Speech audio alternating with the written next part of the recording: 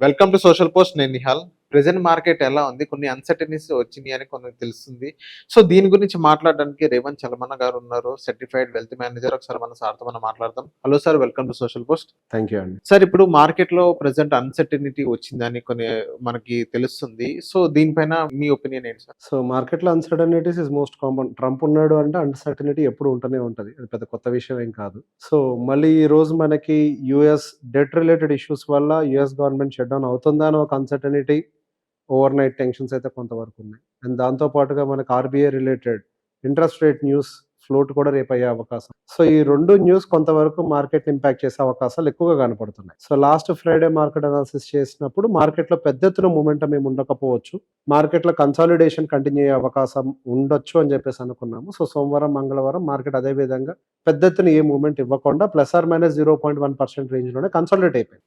నిన్న మార్కెట్‌లో కొంత వాలటిలిటీ ఉన్నప్పటికీ ఈ రోజైతే ప్యూర్ కన్సాలిడేషన్. కాకపోతే ఇండియా విక్స్ అనేది కొంతవరకు పెరుగుతోంది. అంటే మార్కెట్‌లో కొంతవరకు అన్సర్టనిటీ ఎప్పుడైతే ట్రిగ్గర్ అవుతుందో ఆ టైంలో వాలటిలిటీ ఇండెక్స్ షూట్ అవ్వటం అనేది సహజం. సో, ఇప్పుడు మనకి next US government shut down అవుతుందా లేదా? ఇదే ఒక పెద్ద ప్రశ్నగా అందరినీ ఇబ్బంది పెడుతోంది. సో, కొంతవరకు చాలా మంది యూఎస్ గవర్నమెంట్ ఇది ఎప్పుడు ఉండే ఇష్యూనే. ప్రతి సంవత్సరం అక్టోబర్ 1 వచ్చేసరికి వాళ్ళ ఫిస్కల్ ఇయర్ అనేది క్లోజ్ అయిపోతది. మనకి ఫిబ్రవరి 1 బడ్జెట్ ప్రవేశాలను పెట్టినట్టుగా వాళ్ళకి కూడా ఏంటి అంటే అక్టోబర్ 1 టైంకి అన్ని క్లారిఫై అయిపోతే ఫ్రెష్ బడ్జెట్స్‌ని ఇంప్లిమెంట్ చేస్తూ. సో, బేసిక్‌గా ఒక బడ్జెట్‌ని ప్రవేశపెట్టినప్పుడు ప్రభుత్వం దగ్గర అన్ని డబ్బులు. సహజంగా అటువంటప్పుడు ఏం చేస్తారు? కొత్తగా అప్పులు తీసుకొని అవసరాన్ని బట్టి అది ప్రతి ప్రభుత్వం చేసేటువంటి ఒక పనే. అదేం కొత్త విషయం కాదు. సో, బేసిక్‌గా ఒక అప్పుని తీసుకొని వాళ్ళకున్నటువంటి పథకాలను గాని, పాలిసీస్‌ని గాని, లేకపోతే మిలిటరీని గాని, గవర్నమెంట్‌కి సంబంధించినటువంటి ఫంక్షన్స్‌ని ఆ డబ్బుతోటే రన్ చేస్తూ ఉంటారు. గతంలో గూడా ప్రతి సంవత్సరం మనకి ఇటువంటి ఇష్యూ ట్రిగ్గర్ అయ్యేది. కాకపోతే ఓవర్ నైట్ అక్కడ ఉండేటువంటి 2 పార్టీస్ రిపబ్లికన్స్ గాని, డెమోక్రాట్స్ కానీ వీళ్ళిద్దరూ కూడా ఓవర్ నైట్ ఏదో ఒక డిమాండ్, ఒక కామన్ డిమాండ్ ఒక మధ్యలోకి వచ్చేసి దాన్ని ఇష్యూని క్లోజ్ చేసేసి గవర్నమెంట్‌ని ఫంక్షన్ చేసి. ఇక మీదట కూడా అలానే జరగచ్చు అన్న ఒక ఎస్టిమేషన్ కూడా ఉంది. డెమోక్రాట్స్ ఇప్పుడు మీటింగ్‌లో ఉన్నారు అనేది కూడా ఒకటి ఆల్రెడీ నడుస్తుంది. సో, అది సాఫీగానే సాగుతుందనంటే అటువంటి కండిషన్ కాదు. లాస్ట్ టైమ్ ట్రంప్ అధికారంలో ఉన్నప్పుడు 3 సార్లు యూఎస్ గవర్నమెంట్ షట్ డౌన్ అయింది. ఒకసారి 1 నైట్ అయింది. ఒకసారి 3 రోజులైంది. ఒకసారి 33 రోజులైంది. ఓకే. సో, షట్ డౌన్ అవ్వటం అనేది పెద్ద కొత్త విషయం ఏం కాదు. అప్పుడు కూడా జరిగింది. ఆ ఇంపాక్ట్ ఏమైనా ఇండియన్ స్టాక్ మార్కెట్ మీద ఇంపాక్ట్ అయ్యాక? డెఫినిట్‌గా ఇప్పుడు ప్రపంచానికి అన్న స్థానంలో ఉన్న వాడికి ఏదైనా దెబ్బ తగిలితే ఇంట్లో కుటుంబం అంతా అల్లాడిపోతూ ఉంటది కదా! ఇప్పుడు ఎంత వద్దన్నా గాని వరల్డ్ ఎకానమీలో యూఎస్ యొక్క పార్టిసిపేషన్ 25% ప్లస్ ఉంది. ఓకే. సో, అక్కడ గవర్నమెంట్ షట్ డౌన్ అనే కండిషన్స్‌లోకి వచ్చినప్పుడు డెఫినిట్‌గా దాని యొక్క ఇంపాక్ట్ ప్రపంచ మార్కెట్ల మీద అన్నిటి మీద కూడా ఉంటది. అంటే ఇండియన్ మార్కెట్‌లో ఏ సెక్టార్స్ మీద ఇంపాక్ట్ పడే అవకాశాలున్నాయి? ఇది సెక్టార్ స్పెసిఫికే కాదు. ఓవరాల్‌గా మార్కెట్ మొత్తం హిట్ అవుతది. సహజంగా ఇప్పుడు సునామీ వచ్చింది. నాకు ఆ బిల్డింగ్ వద్దు, ఈ బిల్డింగ్ వద్దు అని ఎగ్జామ్ చేస్తదా? వచ్చింది అనంటే అన్నిటిని కట్టకట్టుకొని లోపలికి తీసుకెళ్తది. ఇన్ ద సేమ్ వే ఒక్కసారి అటువంటి సిట్యుయేషన్ క్రియేట్ అయినప్పుడు అలా తగులుతది. తగిలిన తర్వాత ఎంతకాలం అక్కడ నీళ్లు ఆగుతాయి, వెనక్కి వెళ్ళిపోతాయా లేదా, ఎంతకాలం డ్యామేజ్ కంట్రోల్ పడుతుంది, మళ్ళీ ఇదొక పార్ట్ ఇది. సో, బేసిక్‌గా ఇప్పుడు యూఎస్‌లో గనక అటువంటి సిట్యుయేషన్స్ అయినా క్రియేట్ అయితే డెఫినిట్‌గా కొంతవరకు హిట్ అనేది మనకు కూడా తగిలే అవకాశం ఉంది. హిట్ అనేది ఎక్కువగా తగిలితే డెఫినిట్‌గా యూఎస్‌కి ఎక్కువ తగులుతది. ఆల్రెడీ వాళ్ళు డిఫరెంట్ ప్రాబ్లమ్స్ తోటి ఆల్రెడీ సతమతం అవుతున్నారు. ఆల్రెడీ టారిఫ్ రిలేటెడ్ అన్సర్టనిటీస్ వాళ్ళ మీద ఇంకా ఉన్నాయి. అండ్ దాంతో పాటుగా మొన్న ఫెడ్ చైర్మన్ గారి కామెంటరీ ప్రకారం కూడా ఇప్పుడు ఇంట్రెస్ట్ రేట్ కట్ చేస్తే ఒక ప్రాబ్లం, ఇంట్రెస్ట్ రేట్ కట్ చేయకపోతే ఒక ప్రాబ్లం అన్న స్టేట్మెంట్స్ కూడా కనపడుతున్నాయి. ఓకే. ఇప్పుడు ఇన్ఫ్లేషన్ పెరుగుతోంది అని చెప్పేసి ఇంట్రెస్ట్ రేట్ కట్ చేయకుండా ఉంటే ఎకానమీ స్లో అయ్యేలాగుంది. లేదు, ఇంట్రెస్ట్ రేట్ ని కంట్రోల్ లో పెట్టడం కట్ చేయకుండా ఉంటే ఇట్లా ఇంకా అంటే రకరకాలుగా ఐదర్ ఇన్ఫ్లేషన్ పెరుగుద్ది లేదా ఎకానమీ స్లో డౌన్ అవుతుంది. ఏదో ఒక ప్రాబ్లం తోటి ఆల్రెడీ సతమతం అవుతున్నారు. సో, బేసిక్ ఎగ్జాక్ట్ గా మనం అర్థం చేసుకోవాల్సింది ఏంటి ఇక్కడ? ఫస్ట్ అసలు గవర్నమెంట్ షట్ డౌన్ అంటే ఏంటి? గవర్నమెంట్ షట్ డౌన్ అని అంటే ఏవైతే వాళ్ళకి పథకాల రూపంలో హెల్త్ సర్వీసెస్ ఇవి ఏవైతే ఉంటాయో వాటి వరకు షట్ డౌన్ చేస్తారు. ఎమర్జెన్సీ సర్వీసెస్ మాత్రమే ఫంక్షనింగ్ లో ఉంటాయి. సో, బేసిక్‌గా ఈసారి గనక ఎమర్జెన్సీ షట్ డౌన్ అంటే ఒకవేళ వాళ్ళ యూఎస్ గవర్నమెంట్ కనుక షట్ డౌన్ జరిగింది అనంటే ఇంపాక్ట్ కొంచెం పెద్ద ఎత్తున ఉండే అవకాశం ఉంది అన్నది ఒక ఎస్టిమేషన్. ఈసారి ఎందుకు పెద్ద ఎత్తున ఉందని? గతంలో ఇంతటి ఇష్యూస్ ప్రపంచవ్యాప్తంగా లేవు. అది పర్టిక్యులర్‌గా యూఎస్ ట్రిగ్గర్ చేసినటువంటి ఇష్యూస్ ఇప్పుడు మార్కెట్‌లో ఉన్నాయి. సో, ఇటువంటి ఇష్యూస్ అన్నీ కూడా ఉంటున్నప్పుడు సహజంగానే ఉద్యోగ కొరత అనేది కొంతవరకు ఏర్పడింది అక్కడ కూడా. అంటే ఐటీ ఎంప్లాయీస్‌కి సంబంధించి కట్స్ అయ్యి ఉండొచ్చు. ఫెడరల్ ఎంప్లాయీస్‌కి సంబంధించిన కట్స్ అయ్యి ఉండొచ్చు. ఆల్రెడీ జరుగుతున్నాయి. ఒకవేళ ఇది కనుక జరిగింది అని అంటే పెద్ద ఎత్తున ఇంపాక్ట్ అక్కడ యూఎస్ లో జరిగే అవకాశాలు ఉన్నాయి. దాని రిపిల్ ఎఫెక్ట్ ఇండియా మీద కూడా కొంత పడుతుంది. That doesn't mean Indian market collapse అయిపోతుంది అని నేను చెప్పట్లేదు.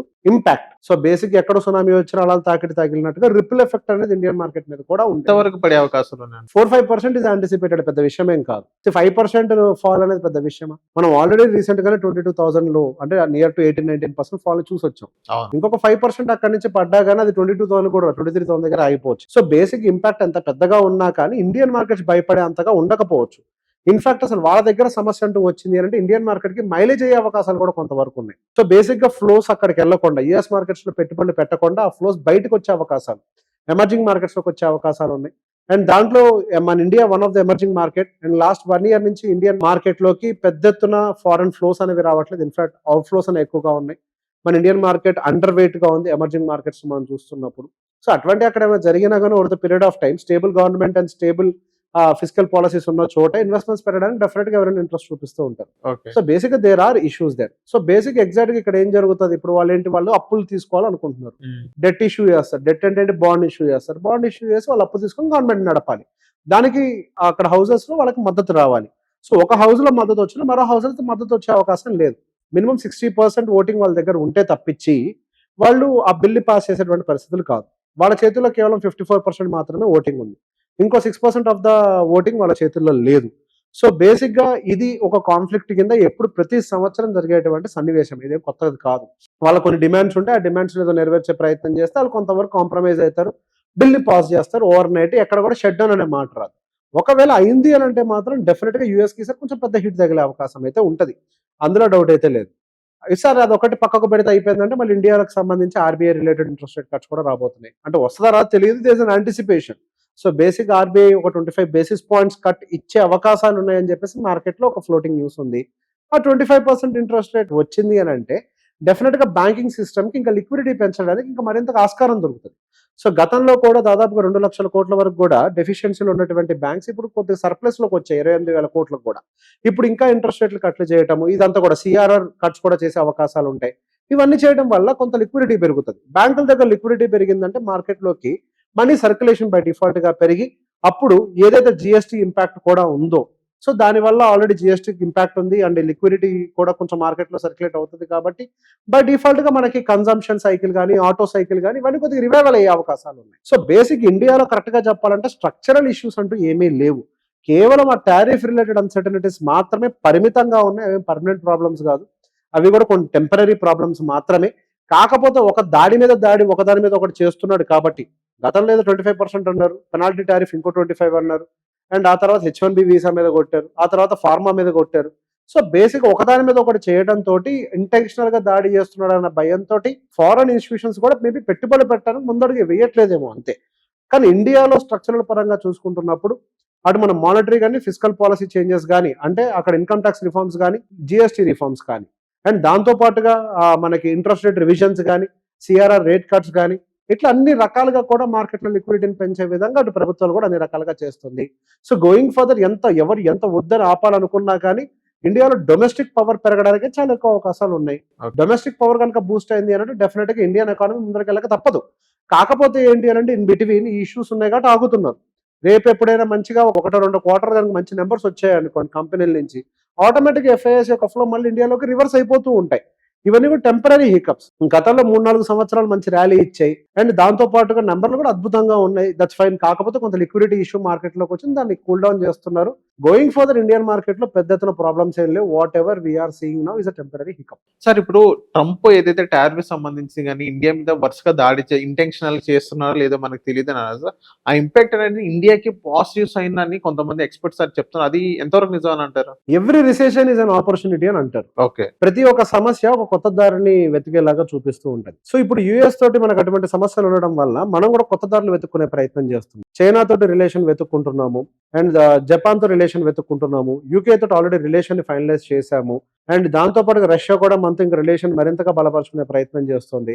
ఇప్పటి వరకు మన ఐటీ సర్వీసెస్ వీటన్నిటిని కూడా ఎక్కువ స్థాయిలో మనం యూఎస్కి ఎక్స్పోర్ట్ చేస్తూ ముందుకు ఇప్పుడు అక్కడ మాత్రమే కాకుండా వాటిని ఎక్కువగా డైవర్సిఫై చేసే ప్రయత్నం మనం కూడా చేస్తాము. బేసిక్ గా వాళ్ళు చేసేటువంటి ఒక పని కేవలం ఇండియాకే కాదు, ఇప్పుడు చైనా కూడా ఒక అడ్వాంటేజ్ గా మారే అవకాశం ఉంది. వాళ్ళు కేవీసా అని ఒకటి లాంచ్ చేశారు టాలెంట్ ని పూల్ చేయడం కోసం అని చెప్పేసి. సో బేసిక్ ఇప్పుడు చైనా దగ్గర మ్యానుఫ్యాక్చరింగ్ పవర్ ఉంది కానీ ఇన్నోవేషన్ పవర్ లేదు. ఇప్పటి వరకు ఆ ఇన్నోవేషన్ పవర్ ని యుఎస్ వాళ్ళ దగ్గర గట్టిగా పెట్టుకొని కూర్చుంది. ఇప్పుడు అదర్ కంట్రీస్ కూడా ఓపెన్ చేస్తున్నాయి గేట్స్ ని, ఇన్నోవేషన్ వాళ్ళ దగ్గర బిల్డ్ చేయడం కోసము. ఒక గేట్ మూసుకుపోయింది అని అంటే ఇంకొక గేట్ ఆటోమేటిక్ గా ఓపెన్ అవుతుంది. ఇప్పుడు ఒక డ్యామ్ ఉంది, వరుసగా వర్షం పడుతుంది, నీళ్లు నిండిన తర్వాత మీరు గేట్లు వేసి అంతే ఆగుద్దా? దాని ద్వారా చూసుకుంటది, పక్క నుంచి పోద్దో దాని మీద నుంచి పోద్దో పోతుంది. ప్రవాహాన్ని ఎవరు ఆపలేరు. ఇప్పుడు ట్రంప్ కొన్ని గేట్లు మూసినంత మాత్రాన ఇక్కడ ప్రవాహం ఏం ఆగదు. అదొక టెంపరీ ప్రాబ్లం, భయపెట్టడం కోసం చేసేటువంటి ఒక చిన్న ప్రాబ్లం అదంతే. ఓకే. సో బేసిక్ ఇండియా దానికి రెస్పాండ్ కాకూడదని చాలా క్లియర్ గా ఉంది. సో బేసిక్ దానికి కూడా మనం కొంత ఓపిక పట్టి నిలబడ్డాము అని అంటే డెఫినెట్ గా కొత్త గేట్స్ ఓపెన్ అవుతాయి. ఇప్పుడు ఏదైతే ఒక దేశం మీద మనం ఎక్కువ ఎక్స్పోర్ట్స్ డిపెండ్ అయి ఉన్నామో ఇప్పుడు మన ఎక్స్పోర్ట్స్ కూడా ఎక్కువగా డైవర్సిఫై, ఇన్ఫాక్ట్ ఎక్స్పోర్ట్స్ కూడా పెరిగే అవకాశం ఉండొచ్చు కొత్త దారులు వెతుక్కోవడం వల్ల. కొత్త దారులు దొరుకుతాయి తప్పించి ఇక్కడ దారులు మూసిపోయే పరిస్థితి లేదు. సో థ్యాంక్ యూ సార్ మా సోషల్ పర్సన్ వచ్చినందుకు. మోసం